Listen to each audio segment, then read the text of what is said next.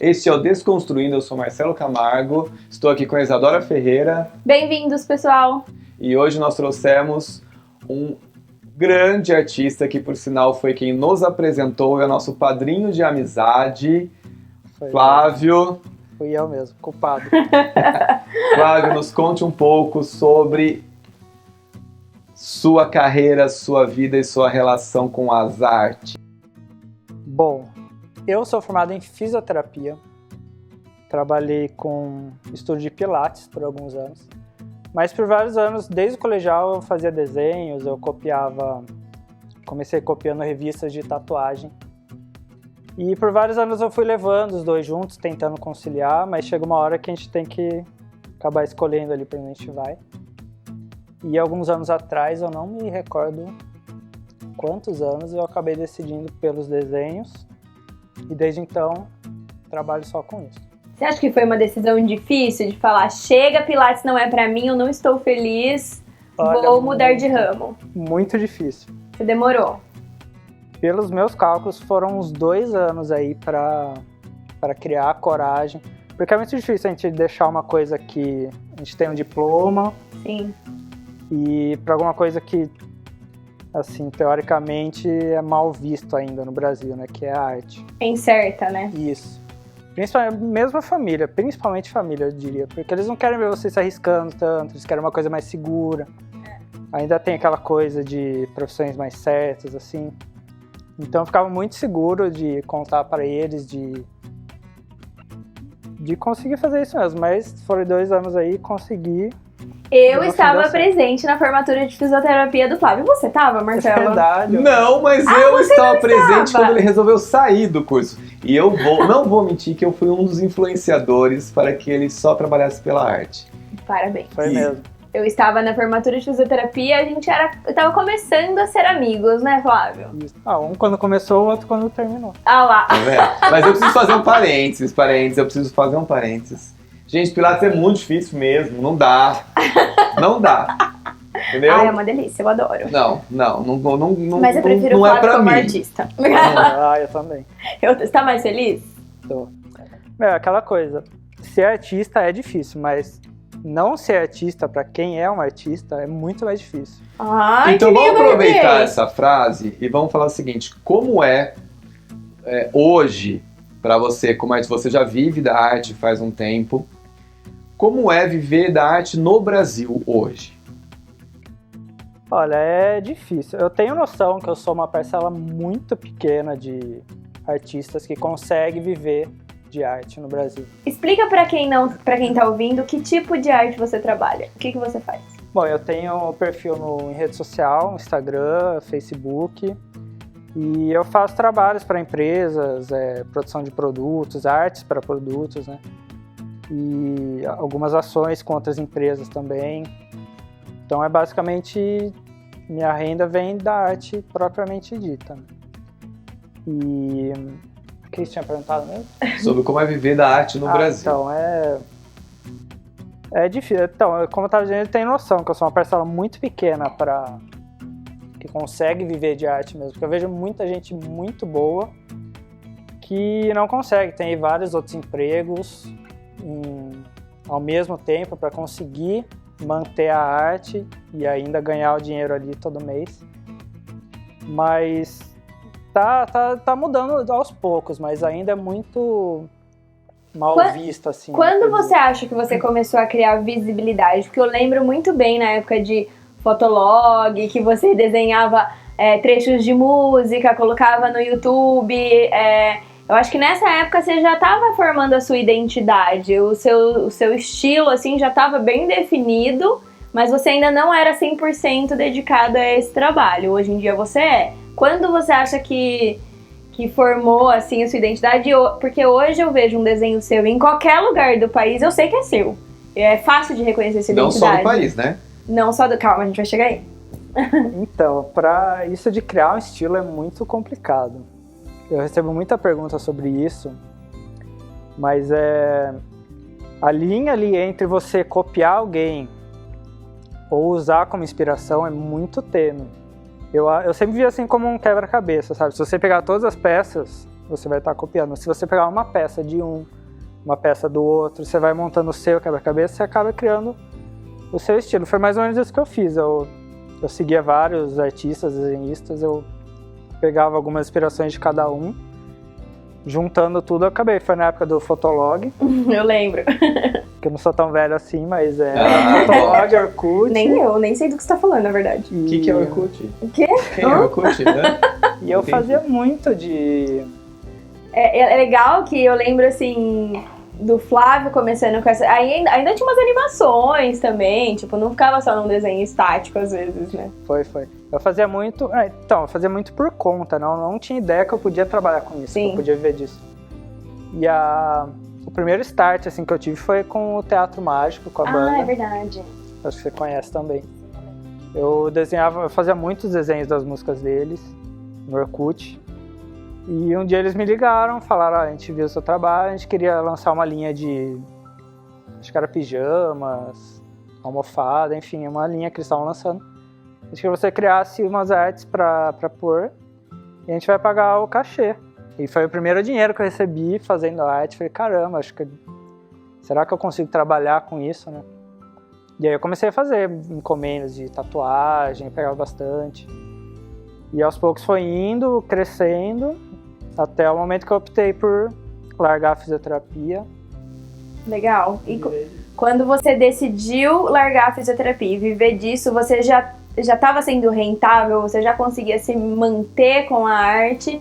Ou não, aquilo era um extra e tipo, eu vou tentar e vou arriscar? Qual que era a situação? Você já estava confortável com isso? Então, pra mim, uma coisa que pesou muito, quando eu fazia muita, por exemplo, tatuagem, muita arte pessoal, assim, eu me frustrava muito. Acho que vocês passam muito por isso também, que a gente cria uma coisa que a gente acha maravilhosa, a hora que a gente apresenta pra pessoa e fala, não gostei, Imagina. Muda tudo.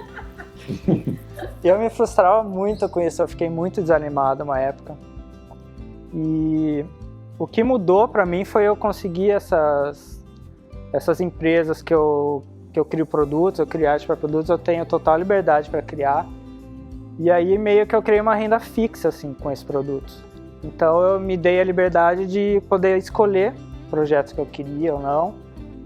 E pra mim foi fundamental isso, porque eu me frustrava muito em lidar com clientes, pessoas assim. Acho que duas coisas que o Flávio falou até aqui, o Marcelo deve concordar comigo. Uma é a gente se inspirar no trabalho de alguém e criar o nosso.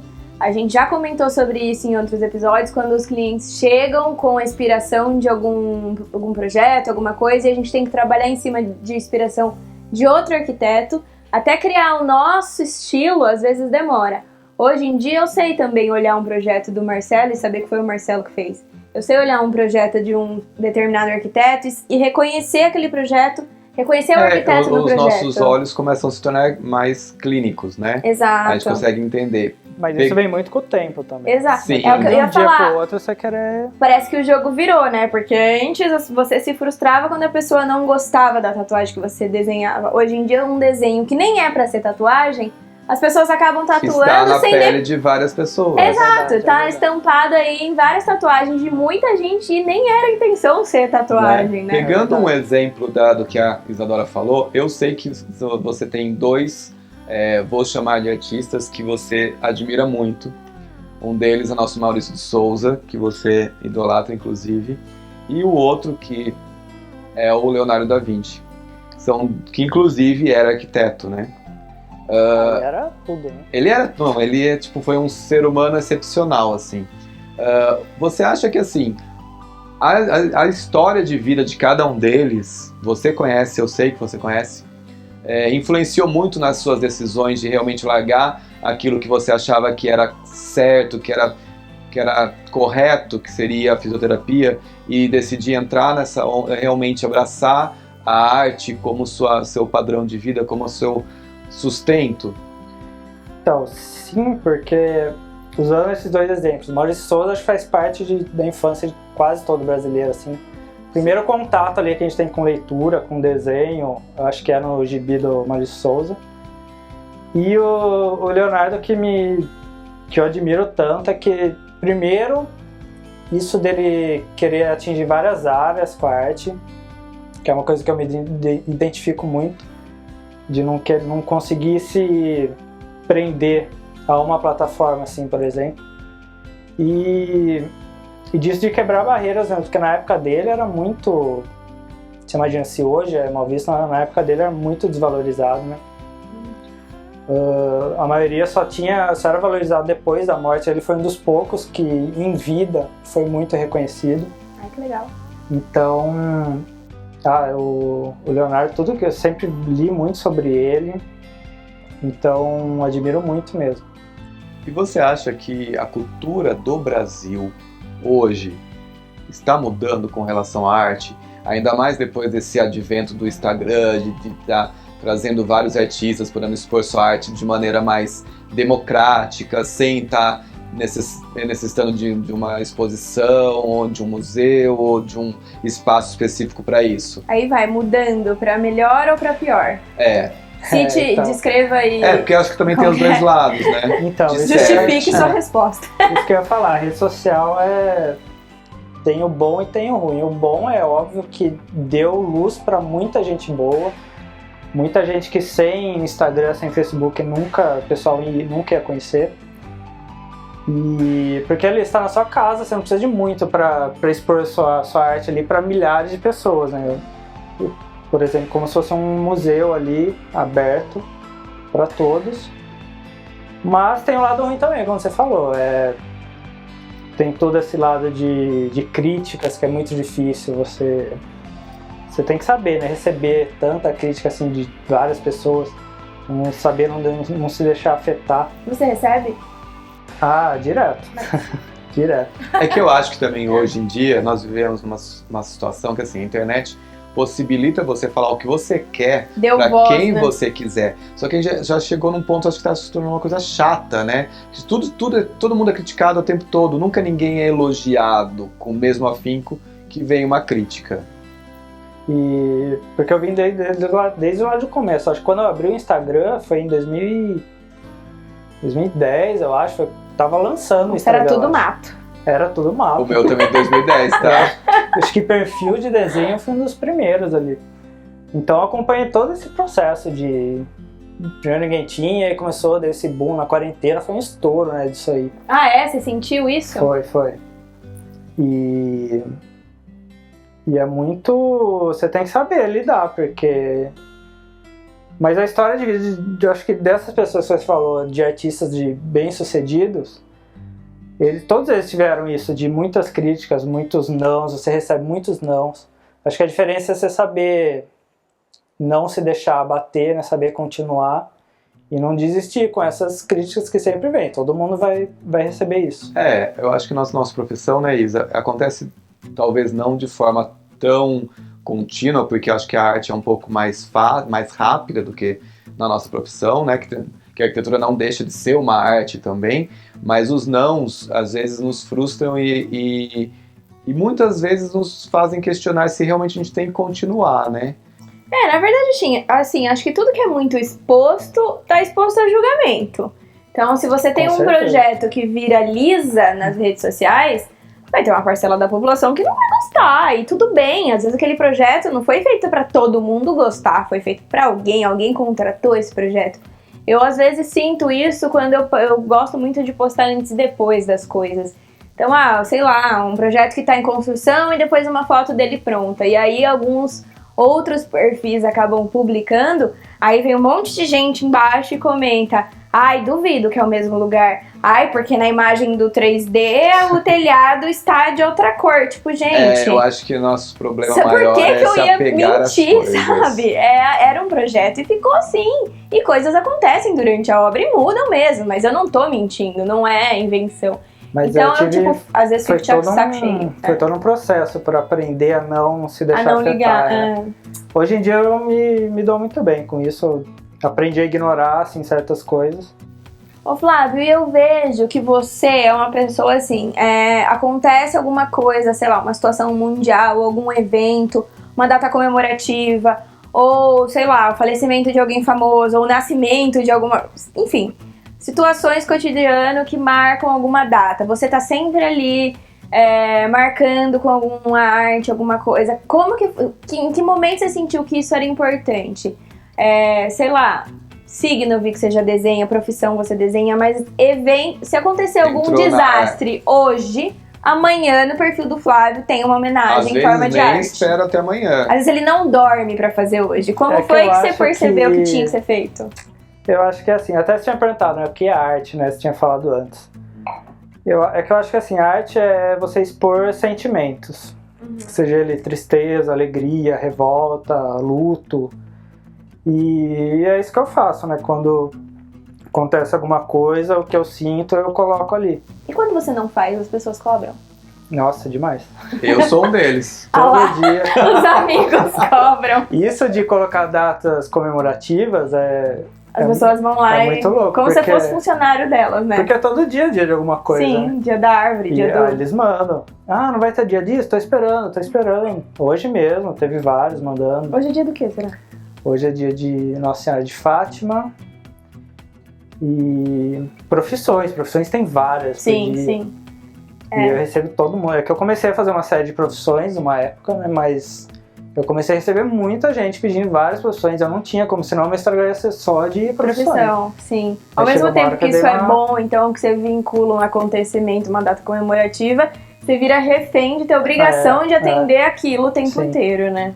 Aí eu comecei a dar uma cortada, mas pra tentar dar uma controlada nisso. Senão você perde o time da criação. Sim. Perde o foco ali do Pensando perfil. nessa questão do que você falou também de profissão, de N coisas, hoje a arte, vamos ver assim, a arte sempre esteve presente na arquitetura. Sempre. Seja ela com esculturas, com quadros, com N situações. Tivemos na época da Renascença as pinturas nas paredes, nas grandes igrejas, catedrais e tudo mais. E hoje a arte na parede está voltando para a arquitetura. Como que você entende essa situação? Você acha que esse conceito de arquitetura e arte sempre esteve ligado, mas elas se deram, vamos supor, são linhas que não correm paralelas, elas vão sinuosas, em algum momento elas se encontram, outros elas se afastam. Como que você entende isso hoje? Olha, eu acho que o começo que você diz, acho que é mais um processo europeu, que lá a arte é muito mais valorizada do que aqui. Sim. Eu acho que aqui no Brasil, por ser uma coisa mais recente, não era muito valorizado no começo, agora está começando essa valorização, então o pessoal está gostando de ter uma coisa exclusiva na parede, porque, por exemplo, você comprar um quadro numa loja de esquina, assim. Então tem sim essa valorização, e de um pessoal que quer uma coisa exclusiva mesmo, que é uma coisa diferente, que é uma coisa que ninguém mais vai ter, e realmente cresceu muito hoje em dia aqui no Brasil. E você acha que isso segregou também ao mesmo tempo? Porque assim, quando a gente trabalha, no caso você trabalha a arte digitalmente, muitas pessoas podem achar que você está tendo ajuda de aplicativos, de programas, enfim, para criar, que existe essa situação também do designer gráfico, tá? E quando você transporta essa arte para a parede, é uma coisa que é real e pessoal. Se você não tiver o dom, você realmente não consegue, né? Então é uma coisa que você tem que saber lidar. Você acha que isso também acaba sendo um divisor de águas para quem realmente trabalha com a arte raiz, vamos dizer assim, e a outra arte que é essa mais voltada para o digital? Olha, eu tinha muito medo. Quando eu passei para o digital, eu trabalhava mais o manual, né, no lápis, papel mesmo. Depois eu passei para o digital. Quando eu passei para o digital, eu tinha muito medo disso, das pessoas acharem que eu usava artifícios para conseguir criar arte ali. E para passar para a parede, eu tive que trabalhar muito a minha segurança, que eu sou muito inseguro. Imagina, a gente sabe! Imagina! Até eu tinha pensado nisso. A primeira parede que eu fiz foi lá em Piracicaba, eu fiz de giz, né? Nunca tinha pensado nisso. Foi pra mim, pra um projeto meu, inclusive, tá? E eu acabei fazendo de giz, eu não quis sair de caneta, pela minha insegurança de errar, porque eu tava muito acostumado. Eu sou meio perfeccionista, né? Errou, apagou, escolher cor. Qual é o seu signo mesmo? Eu sou virgem. Virgem. Imagina. E eu tive que trabalhar muito a minha segurança, porque a caneta ali você fez, errou. Inclusive um artista, o Lucas, amigo dela também. Que fez uma arte num projeto meu. Sim, o Lucas Paulucci.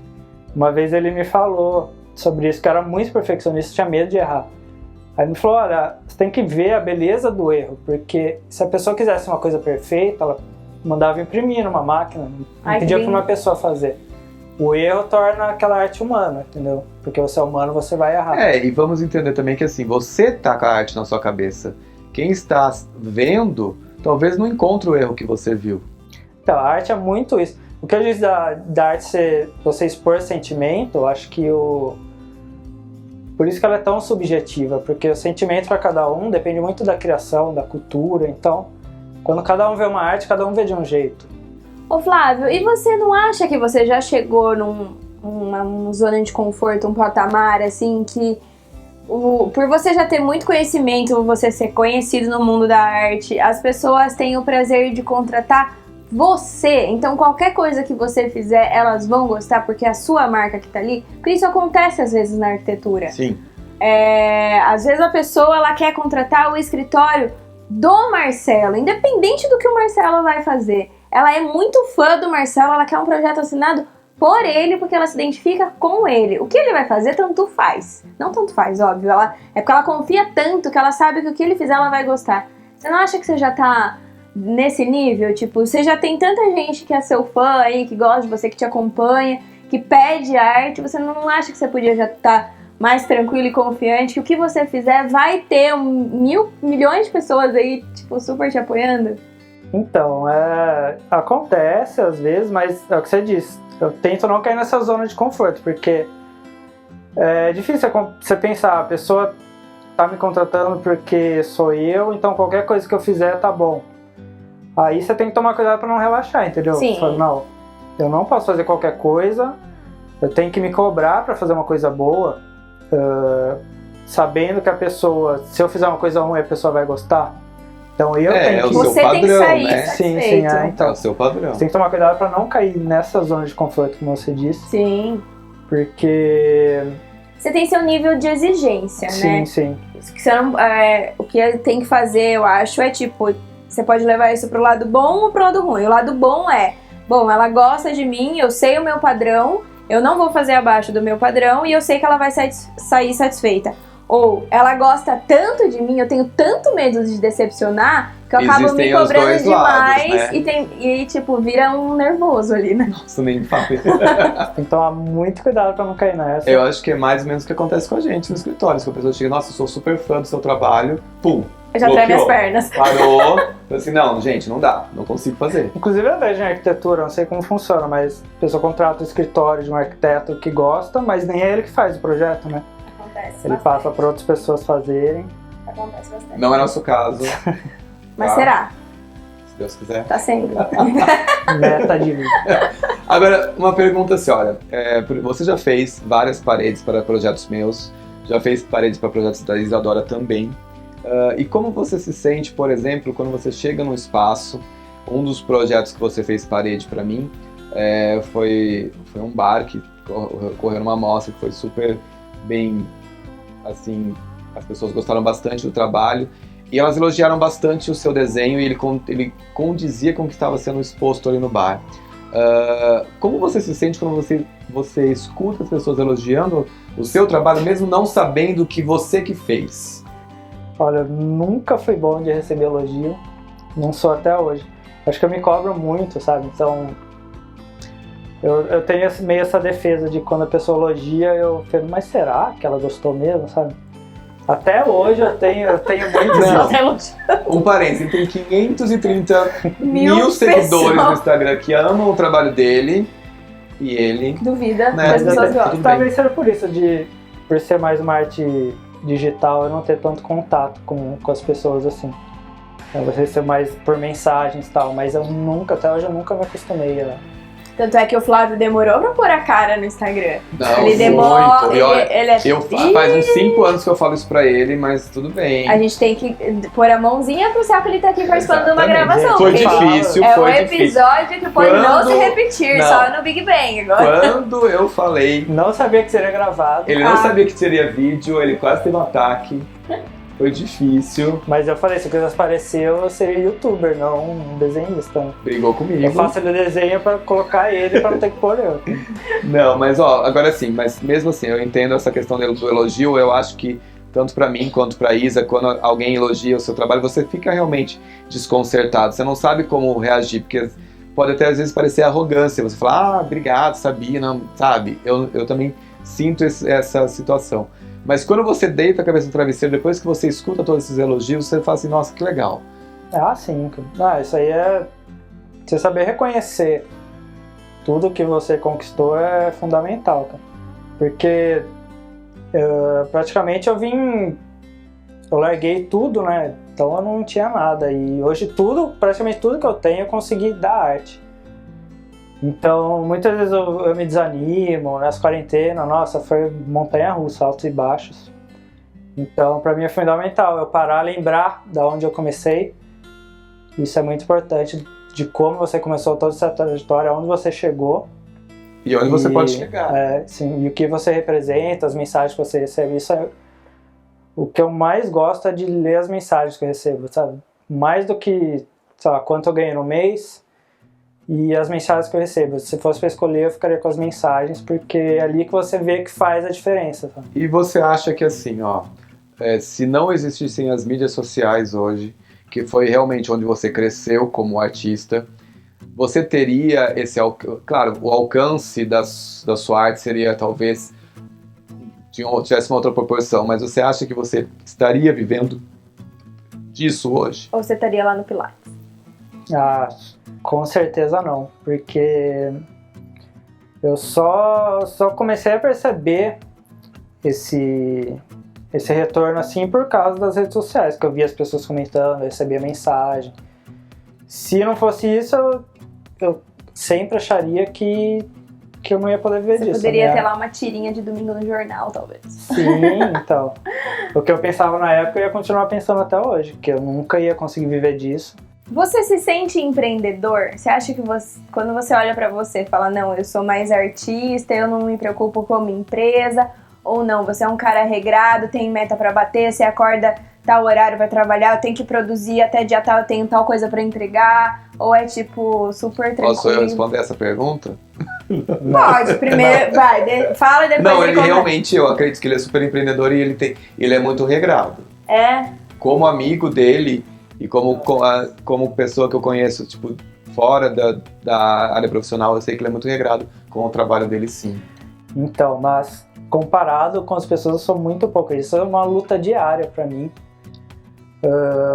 Eu ter essa rotina, porque pra mim eu queria só fazer os desenhos e colocar lá, mas eu hoje também, em dia... queria só fazer projeto. Então. E colocar lá. Mas hoje em dia não dá, você tem que ser blogueiro, né, como diz, você tem que botar a cara, vender... Na verdade é aquela coisa, né, o empreendedor autônomo igual nós somos, a gente tem que ser o marketing, a administração, o financeiro, o RH, a criação... É muito legal, porque vira e mexe recebe mensagem como se fosse uma equipe, né? E vocês são da equipe do Flávio, vocês você tem que responder, somos. Então, eu finjo que sou também, mas... Você fala, peraí, eu vou passar pro diretor. Alô? Eles acham, tipo, quem cuida do Instagram não sou eu, sabe? Eu sou o artista que faço os desenhos e eu tenho toda uma equipe atrás, mas é tudo eu. E você tem vontade de ter uma equipe atrás? Ou você ainda é aquele caseiro que quer ter tudo então, embaixo do braço? Então, não sei. O Marcelo sabe que eu não gosto muito de delegar a função, porque... Virginiano gosta de atender as funções que são delegadas e não delegar. Como eu sou muito perfeccionista, eu prefiro fazer o mesmo do que ver alguém... Não, mas assim, eu acho que o que a Isadora quis dizer é talvez não delegar a ideia das suas artes, tá? Mas ter alguém que te auxilie na parte do contato com outras e com empresas, com outras pessoas. Tipo, alguém que vai passar o preço, alguém que vai criar sua cuidar agenda. Sim. Entendeu? Porque eu acredito que você está chegando num patamar que você tem um volume muito grande de coisas que as pessoas pedem e às vezes sozinho, não é porque você não está afim, você realmente não consegue dar conta. A gente percebe isso no nosso escritório, que não chega a ser o volume de coisas talvez que peçam para você, porque acho que a sua arte é um pouco mais acessível, um pouco mais E é uma coisa, não é rápida, né? Acho que é igual projeto de arquitetura, não é uma coisa que você faz de um dia pro outro. Exato. Cada projeto que você pega, você vai levar um tempo e durante esse tempo que você está fazendo vai chegando mais propostas. Mas a única ajuda assim, que eu tive foi com a agência, né? E eles faziam essa parte de negociação. Porque eu sou péssimo com isso de negociar, de dar valor, dar preço. Isso é uma dificuldade enorme que eu tenho. Uma coisa é dar valor, uma coisa é dar preço, né? Profundo. Mas é verdade. Porque o meu pai, eu não sei se você sabe, meu pai pinta uns quadros, assim, mas ele faz por hobby. Então, tipo, eu tenho um quadro que eu amo no meu quarto, que sou eu e meu cachorro. E o meu pai, que a partir de uma foto, ele fez esse quadro. E juro por Deus, esse quadro pra mim, eu não sei o preço, mas o valor dele pra mim é muito grande. E ele não faz pra venda, tipo, ele faz pra venda se pedirem, mas não é o negócio dele, ele não vive disso, ele faz por hobby. Com a arte, no caso dele, no nosso com a arquitetura, tudo que a gente produz é uma parte do que a gente está sentindo naquele momento, do que a gente está vivendo naquele momento e do que tudo que passa a ser, muita gente fala, é como se fosse um filho. É como se fosse um filho. E de repente a gente apresentar isso para uma pessoa, daí eu vou voltar um pouco mais para o lado da arquitetura, a gente apresentar isso para um cliente e a pessoa falar de repente assim, não é bem assim. Nossa, isso Por isso que dói tanto. Parece que você tipo, ficou gestante ali 9 meses, na hora que você pariu, não gostou. E dói mais de uma maneira. Faz todo sentido. Exato. Tanto que assim, eu tenho vários projetos, que a Isadora também tem, que vão ficando arquivados, foram coisas que a gente achou maravilhoso e o cliente não gostou. O cliente mudou, mas a gente ainda tem um apreço pela primeira versão. Pela primeira versão. E se a gente for analisar depois no contexto, depois de construído e tudo mais, a primeira versão ainda seria bem melhor. Porque normalmente, quando você pensa, eu acredito que assim, você adapta a arte, você melhora ela. Mas às vezes a primeira versão, que é a sua ideia original, eu acho que sempre é mais... Mas é que é a ideia que mais agrada a gente como criador. Agora, pra pessoa que vai usar... É que no nosso caso, diferente do Flávio, não tem ninguém ditando que o banheiro não pode ser ali. Exato. Ou tem. Né? Mas... Alguém já falou pra você, faça o banheiro em outro lugar.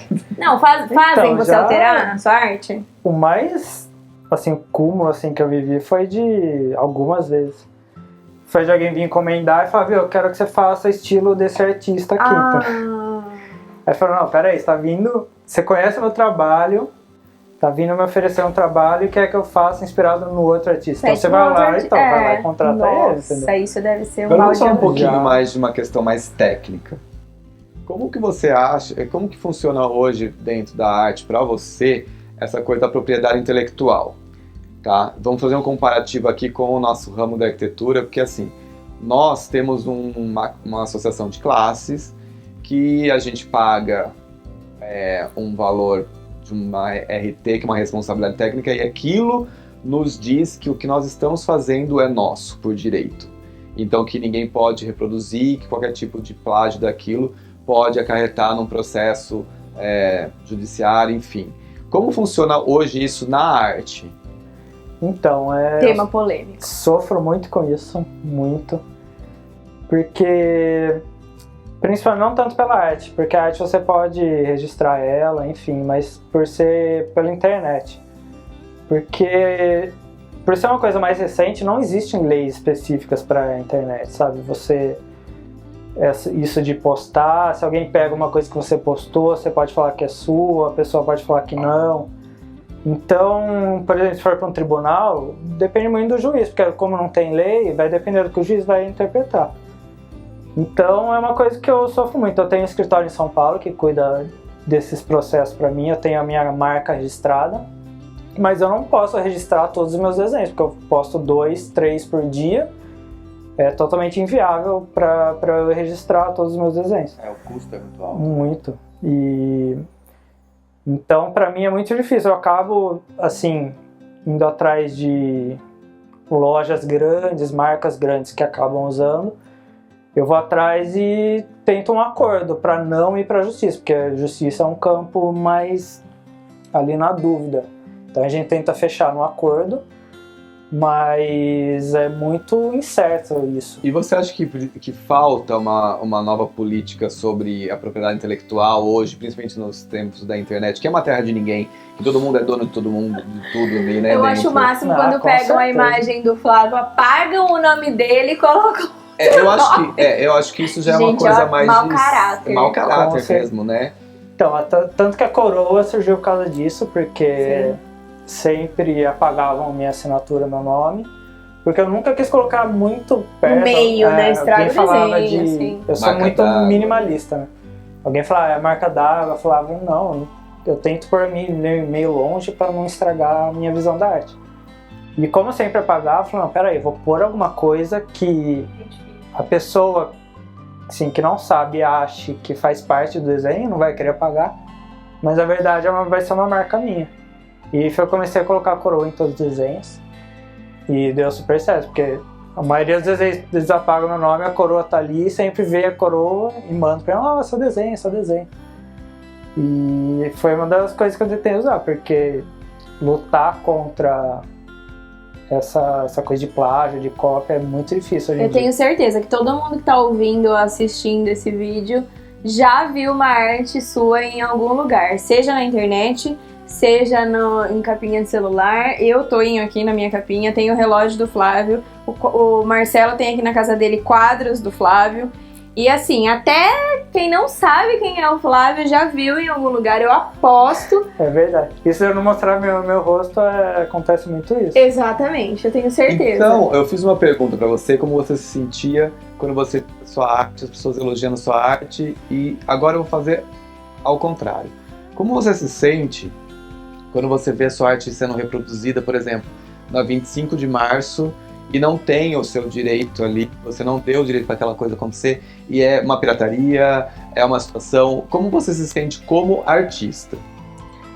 Então, é uma sensação de impotência, assim, né, injustiça. 25 de março, por exemplo, eu já cheguei a tentar lutar contra, a gente entrou com processo, tudo, mas ali é uma coisa muito grande, é fora de controle. Se você for lá e tirar tudo, na manhã seguinte vai estar tudo reposto de novo, sabe? Então, é um sentimento de reconhecimento, lógico. Você, nossa, o pessoal tá comprando as minhas coisas, sim. Mas logo, se dá 10 segundos, já passa esse sentimento. Você fica aquela coisa de revolta e impotência mesmo. É que às vezes... eu imagino, sei lá, numa 25 de março, deve dar uma raiva, ao mesmo tempo você não pode ter raiva daquele cara dono da barraquinha, porque coitado, né? Porque Ele nem sabe o que tá acontecendo. Saiba, Você tem que ter, tipo, raiva de da quem empresa reproduziu. que fez aqui. E pior ainda, das empresas grandes que reproduzem, sabendo que estão fazendo errado e que tem condição de entrar em contato com você, Já né? aconteceu muito isso comigo, ou de outras pessoas tentarem rebater ali a pessoa que tá vendendo, mas a pessoa não tem nem ideia. Porque são grupos muito maiores por trás que vendem para todas as pessoas. E então é uma coisa muito fora de controle hoje em dia mesmo. Se até as grandes empresas são plagiadas, imagina Você um tem artista, projeto de né? arquitetura, Sim, também. Não vamos nem comentar sobre isso. Ué, mas é verdade, né? Mais um plot twist aí que anos depois uma empresa lá da 25 de março que vendia para várias lojas me ligou e ofereceu um contrato. Hoje eu vendo e recebo lá na 25 de março. Ai, que bom. Então foi Conquistou um campo uma ali. conquista, assim. Legal. E vamos falar sobre processo criativo. O que te induz a criar a arte? A Isadora já falou aqui que de repente assim, Um acontecimento. um acontecimento, tal, mas assim, no dia a dia, porque no dia a dia mesmo assim não tem grandes acontecimentos que vale a pena você reproduzir. Eu posso falar o que eu imagino que o Flávio seja? Posso estar totalmente errada, mas eu imagino que o Flávio tenha tipo uma pranchetinha, assim, ó. Eu preciso desenhar tal coisa, tal coisa, tal coisa. E aí, conforme ele vai fazendo, ele vai dando um check. Tipo assim, Ai, gente, isso não significa que ele vai fazer amanhã, mas eu tenho inspiração pra desenhar, sei lá, uma moto em tal lugar. Daí ele vai lá, check. Eu tenho uma pastinha que eu deixo algumas coisas salvas, assim. Mas é bem no dia. Acho que vocês sabem que inspiração tem vida própria. Ela vem quando quer. Tem hora que você precisa fazer e não vai, não adianta. Nossa, bem-vindo ao grupo. Se ficar insistindo é pior ainda. Aí às vezes você tá andando na rua, você vê um negócio na calçada, você fala, já sei. Aí sempre que me perguntam o que te inspira, é muito difícil responder, porque é do nada que vem, mas eu tento ver muita música, eu escuto muita música, poemas. Inclusive o nome do seu Instagram é por causa de música. Sim, é um álbum de uma banda que eu gosto muito. Explique. É do Millencolin, uma banda lá da Suécia, que era Life on a Plate. Isso foi na época do colegial. Quando eu comecei a desenhar, eu precisava dar um nome lá pro Fotolog, na época. E era o primeiro CD dessa banda que eu gostava muito. Falei, vou fazer um trocadilho. Eu lancei. Hoje eu não faria um nome em inglês, porque eu acho que teria muito mais alcance o nome em português e tal, mas comecei assim e tô mantendo. Agora já pegou, né? Agora já foi. Tá, agora 2 perguntas polêmicas. Ai. A primeira, você já deve ter desenhado... Romero Brito, não? Não. Pode ser? Terceira pergunta. Não, tá bom, tem essa também. Não. Não vamos... A gente não ia falar, mas... Não vamos julgar a arte alheia, o produtor já olhou com cara feia pra gente, não pode. Seguinte, a primeira pergunta é, você já deve ter desenhado, vamos supor o quê? Milhares de artes. Mas óbvio que você deve ter uma que é a sua, que é o seu xodó. Qual é? Olha, Acho que aí pode caber 2 respostas. Uma, o que é o xodó dele, e a outra é qual é o xodó do público, qual mais viralizou. Então, é exatamente isso. Às vezes você cria uma coisa e fala, nossa, isso aqui Que amor. isso aqui vai estourar, o pessoal vai amar. Você posta, tipo, nada. Aí tem umas que você faz a faz flautinha. ali meio nas costas, correndo, pá, estoura. Então é muito difícil saber o retorno que vai ter assim. Mas é difícil escolher também, são todos meus filhos, sabe? Não dá pra você escolher um filho. Dá sim. Tem umas que tem mais significado, né? Não tem um... Então tá bom, vamos mudar. Qual que tem a maior significado pra você? Eu acho que de Nossa Senhora, né? Porque foi uma coisa bem assim, do nada.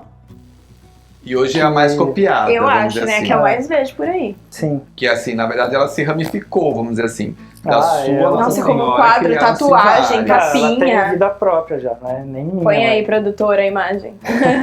Põe aí, é verdade. Aqui, onde vai ser? Ela... Coitado.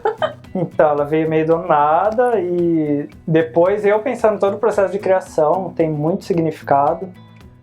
E foi uma coisa que deu muita visibilidade pra mim. Uma das coisas que me permitiu trabalhar com arte foi ela. Então, assim, eu tenho um carinho muito grande por ela, mas... E hoje a Nossa Senhora do Flávio está estampada em paredes, em tatuagens, quadros, almofadas, revistas, enfim. Ela realmente dominou o mundo, ela foi pro... Sobre dominar o mundo e carreira internacional, qual é a... Quero saber. Qual é o foco? Nós vamos ter o Flávio no, sei lá, em Milão, no museu. Então, eu recebo muita mensagem para traduzir as artes, né? Mas primeiro que eu não tenho domínio das línguas, eu teria que estar ali associado com outras pessoas e outra que o pessoal acha que o que me dá mais trabalho é o desenho, mas para mim é a escrita, porque eu desenho a escrita, né? E é letra por letra. Então, para mim é muito cansativo eu fazer e depois ter que refazer em outras línguas. E se eu fizer em uma, eu vou ter que fazer em outras. Mas você sabe que está chegando nesse momento. Então, em países de língua portuguesa, eu recebo muita mensagem. Portugal, Angola. Que legal. Pessoal, inclusive tô fazendo uma capa de um livro lá de Angola. Então Spoiler. Aguardem. Vamos então, ter livros assinados aqui. É um retorno muito legal, cara. E as capinhas, por exemplo, que elas vendem lá na Europa, nos Estados Unidos, eu faço algumas artes em inglês, geralmente é em inglês, né? Porque acaba pegando tudo. Então, acaba tendo um pessoal lá que manda mensagem, mas... Mas você tem essa vontade? Porque igual você respondeu lá no início, você falou, a arte acaba sendo mais valorizada em países da Europa, sempre foi mais valorizada em outros lugares, aqui no Brasil já é um pouco mais banalizado. Você tem essa vontade de seguir uma carreira internacional? Porque a gente tem no Brasil alguns artistas, claro, de outros estilos, enfim, mas Por exemplo, o grafite, nossa, é reconhecido mundialmente por alguns Começou artistas. agora também, né? Ah, mas já tem alguns anos que antes Sim. da gente ter aqui painéis com grafite, a gente já tinha em outros países, sabe? De artistas brasileiros. Tipo Gêmeos, Cobra, enfim, eles Tá, e são geralmente o pessoal estoura fora. fora Né? e volta. É o engraçado que é a síndrome do cachorro de rua, né? O brasileiro não dá valor Pro que para tem. aquilo que ele tem aqui. Você tem essa visão de, putz, eu preciso estourar fora, ou não que você tenha essa vontade, mas não que você esteja almejando, mas você acha que esse dia vai chegar, você gostaria que chegasse? Ah, gostaria, não que fosse uma coisa que eu precise, mas assim, como artista, a gente quer que a arte chegue O mais longe possível. mais longe possível, o máximo de pessoas que puder, porque eu gosto muito as minhas artes particularmente, eu gosto muito da reflexão, né? De instigar a reflexão, para a pessoa parar, ver aquilo e refletir sobre alguma coisa. Então, pensando nessa questão que você falou, quais são os principais sentimentos que você espera que as pessoas tenham quando vê as suas artes? Então, acho que depende da arte, acho que seria mais por mais que eu espere que a pessoa sinta o que eu senti fazendo a arte, é o que eu disse, é muito subjetivo, porque a visão que a pessoa tem das coisas depende muito da criação, da cultura. Então, por mais que eu espere que a pessoa veja uma coisa, várias pessoas, cada uma vê de um jeito diferente. Eu acho isso muito legal, porque eu posto achando que a pessoa vai ver uma coisa e a pessoa fala, nossa, lembrei disso, ou lembrei disso. Daí eu paro e penso, nossa, é verdade. Então eu acho muito legal, esses pontos de vista diferentes. É porque quando você cria a arte, você não pensa num sentimento específico, né? Você está criando uma situação ali e de repente, exatamente, o que a pessoa vai ver pode ser outra coisa. É uma coisa pessoal que acaba virando... Outras pessoas se enxergam em outras situações. Ô Flávio, e você tem algum hobby? Porque às vezes isso começou como um hobby e hoje é seu trabalho. Você tem, a partir do momento que isso virou um trabalho, qual é seu hobby hoje? Então, não... Porque eu tô te perguntando, mas eu também não sei responder do meu, tá? Ah, eu sei. Eu não então, sei. Eu esses dias eu tava parando pra pensar, eu falei, gente, eu não tenho um hobby. Quando eu quero, tipo, nossa, agora eu quero que descansar, sei lá, em casa toma muito... Vocês entendem isso também. Sim. O pessoal acha que né? trabalhar em casa é mil maravilhas, mas lógico tem as coisas boas, mas é muito difícil isso de controlar horário, controlar dias, você acaba trabalhando final de semana, feriado, manhã, tarde, noite, você tá parado sem tá vendo o trabalho. Acho que até por isso. Em vez de ir fazer um hobby, você tá parado e fala, caramba, podia estar fazendo isso. É isso. Você vai lá e começa Se eu tô em casa, isso, eu abro o computador, putz, deixa eu fazer um vídeo renderizado então. aqui. Mas podia eu estar acho fazendo que outra coisa. O pouco também vem dos clientes também, das pessoas, que nem no caso do Flávio talvez não seja. Mas o nosso é o seguinte, você está trabalhando de casa, então eu posso te ligar a hora que você quiser. A hora que eu quiser, não, você vai mas estar na aí sua é a casa. sua postura em Entendeu? atender o cliente Sim, ou não. Isso mas, eu não faço. mas aí você fica com aquilo na cabeça. Fala assim, eu não vou encerrar meu expediente 6 horas da tarde. Não, porque eu tô em casa. E eu não vou fazer nada depois das 6, então eu vou continuar aqui. Não, mas acho que o que eu quero dizer não é nem em relação a isso. É tipo assim, porque eu gosto da minha profissão, eu sou apaixonada por arquitetura, eu gosto de, sei lá, enfim, mexer com maquete 3D. Então, a hora que eu quero fazer uma coisa que eu gosto, eu me deparo na frente do computador fazendo uma maquete 3D. Isso pra mim é um hobby, é uma coisa que eu gosto de fazer. Mas ao mesmo tempo é meu trabalho. Eu devia estar esparecendo com outra coisa e eu tô fazendo meu trabalho. Umas pausas. Agora na quarentena teve uma época que eu fiquei muito... bitoladão. Muito, e as coisas não estavam andando, tudo. Aí eu voltei a correr, fazer caminhada e deu super certo. Porque a hora que você tá ali, desliga de tudo, parece que começa a vir todas as ideias. Mas eu acho que isso é um pouco cultural nosso do Brasil mesmo, aquela coisa que você tem que trabalhar. Sabe, você não pode tirar, que nem a gente vê muito assim, principalmente em filmes e tal, assim, as pessoas tiram o dia de folga. Eu acho que a gente não consegue entender isso aqui no Brasil. Uma coisa, se você vira e fala assim, tirei o dia de folga. Primeiro por ser artista, segundo por ser empreendedor. E as pessoas te olham, mas acho que... e as pessoas te olham com aquela cara, mas peraí, por quê? Mas eu acho que rede social tem muito culpa disso, porque se a gente tá ali parado, por exemplo, descansando, você abre ali e começa a ver as outras pessoas trabalhando e postando coisa e fazendo e ganhando. Ou te pedindo coisa. Caramba, eles estão trabalhando e eu tô aqui parado sem fazer nada. Sim. Pera aí, vou ter que correr atrás, vou ter que voltar a trabalhar. Você larga e volta. Segunda pergunta polêmica, porque eu só fiz a primeira. Vocês cortaram a minha pergunta. Vai. Ele não respondeu direito, ele falou mais ou menos, tudo bem. Hoje nós sabemos que você tem vários seguidores que são famosos. Ah, eu ia fazer essa pergunta. São artistas, são atores, enfim, cantores, bandas, enfim. Qual foi o comentário, o elogio ou a interação que tiveram com você que mais te deixou emocionado e falou, porra, meu, tô no caminho certo? Não vale falar Teatro Mágico de novo. Ah, mas não tem como. Não, a gente sabe que o Teatro Mágico tem uma ligação com você porque foi o seu início. Foi, vamos supor, de certa maneira, eles acreditaram no seu trabalho quando você ainda não acreditava. Então a gente entende essa parte. Mas fora eles, quem que seria aquele tipo assim, sei lá. Pode citar 3, a gente deixa. Então, mas como eu tenho essa ligação muito forte com música, que eu usava muito para inspirar meus desenhos, quando vem alguma banda querer contratar meu desenho, minha arte hoje em dia, eu fico muito emocionado, que eu lembro, né, da época que eu tava lá criança, escutando as músicas e Ilustrando as hoje músicas. eu vejo eles vindo atrás de mim. Então, tem alguns do NX0, esse trabalho que, nossa, eu amava quando eu era adolescente. Tem uma aí que vai vir, que eu não posso falar ainda. É mais um spoiler que a gente perdeu. Pode falar, desde quando lançar o podcast já foi. Não, a gente conversou essa semana. Mas o Teatro Mágico foi muito marcante pra mim, porque foi esse start aí que eu podia. E anos depois, eles vieram tocar aqui em Rio Claro. E eu fui no show, conversei com o pai do vocalista, do Fernando, e ele trabalha na lojinha, né, do show. Daí eu estava conversando com ele e falei, porque essa fronha aí eu que desenhei. Ele falou, caramba, vamos lá conversar com eles. Eu nunca tinha conversado com eles. Fui lá no camarim, ele me apresentou, comecei a conversar. E aí eu contei toda a história. Aí ele pegou a fronha lá que eu tinha criado, ele escreveu, Flávio, acredite-se. Aí eu começo a chorar, porque eu sou emotiva. Na época eu chorei. Tá lá na minha parede, né? Acredite-se. Porque é muito isso. O que faz a diferença é acreditar. Muita gente podia ter ido muito longe e não foi por não acreditar, simplesmente por isso. É verdade.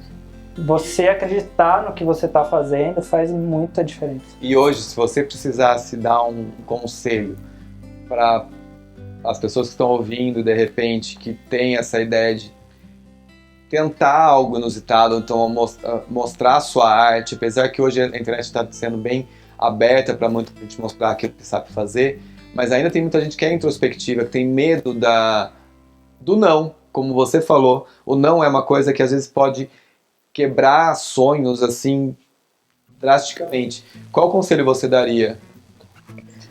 Então, fora esse, porque eu fiquei até sem fala, né? Então, Persista. eu recebo muita mensagem de gente começando que tem medo de expor, tem medo das críticas e tal. É que é isso de saber lidar, porque quando eu comecei, pra mim é difícil falar, porque quando eu comecei não era tanto essa exposição que é hoje em dia, né? Nessa época que a gente tá agora, de tanta crítica, tanto hater, eu já era mais ou menos grande, assim, né? Então, é saber que vai ter gente que vai criticar, vai ter gente que vai falar. Mas é isso, de acreditar no que você tá fazendo. Isso em todos os ramos, né? Sim, sim. Você acreditar no que você tá fazendo e não no que a pessoa tá dizendo. Porque... E questão de números também, rede social, a pessoa, tipo, cria um perfil querendo seguidor. Do nada, assim. E eu falo, cara, você tem que trabalhar no que você acredita sem esperar nada em troca. Isso aí vai vir consequência. É questão da expectativa, né? Você Sim, não pode ter expectativa. Frustração e... Você pode ter um norte, mas não uma expectativa. Sim, A pessoa quer colher o resultado antes de produzir, que é mais número. Eu acho que escutei isso hoje de alguém, não lembro aonde agora, mas muita gente entra e calcula o seu sucesso com base em quantos likes você recebeu, em quanto... E às vezes o número de likes não é quer dizer necessariamente o seu nada. sucesso. Exatamente. Não, isso que eu digo. Eu vejo tanta gente tão boa que não tem ali o reconhecimento, mas a pessoa saber, entendeu? Acho que é o fator principal, faz a diferença, é isso. A gente está quase acabando nosso podcast. Eu quero que você faça mais 2 perguntas, rapidão. A primeira, qual foi a situação mais engraçada, a história mais engraçada que você teve nesse meio dos desenhos, tal, alguma coisa assim? Eu sei de uma, mas vamos ver se é a mesma. Você sabe? Eu sei. Gente, Você nem contou. ele sabe, então você vai ter que contar, Marcelo. Ah, e agora? Bom, o que vem assim à cabeça é de um trabalho que eu fiz em São Paulo, numa festa de um vinho, não vou citar nomes, mas era o lançamento de um vinho, ou seja, era open bar de vinho, e eu ia fazer a arte ali na parede ao vivo durante a festa. E pra mim era a primeira vez da situação. Achei que ia ser super tranquilo, só que eu não pensei na bebida, no open bar, né? Aí já E sabe era o final da meio história. ali no caminho.